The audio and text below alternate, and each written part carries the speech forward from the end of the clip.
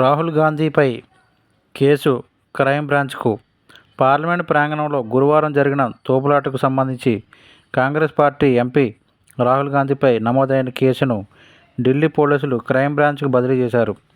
BJP ఫిర్యాదు మేరకు రాహుల్పై FIR నమోదు చేసిన సంగతి తెలిసిందే. ఇకపై ఈ కేసును క్రైమ్ బ్రాంచ్ దర్యాప్తు చేస్తుందని అధికారులు శుక్రవారం వెల్లడించారు. భారత న్యాయ సంహితలోని సెక్షన్ 117, 125, 131, 351, 3 క్లాజ్ 5 కింద రాహుల్పై పార్లమెంట్ స్ట్రీట్ పోలీస్ స్టేషన్లో కేసు నమోదైంది. తోపులాటలో గాయపడిన ఇద్దరు బీజేపీ ఎంపీలు స్టేట్మెంట్ను రికార్డు చేయనున్నట్లు అధికారులు చెప్పారు. అలాగే రాహుల్ గాంధీని పిలిపించి ప్రశ్నించనున్నట్లు తెలిపారు. పార్లమెంట్లో గురువారం జరిగిన తోపులాటకు సంబంధించి సీసీటీవీ ఫుటేజ్ కోసం పార్లమెంట్ సెక్రటరియట్కు లేఖ రాస్తామని వెల్లడించారు.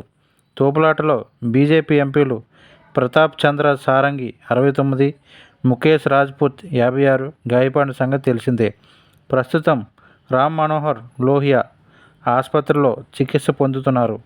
వారి ఆరోగ్య పరిస్థితి క్రమంగా మెరుగవుతుందని కోలుకుంటున్నారని డాక్టర్లు తెలియజేశారు.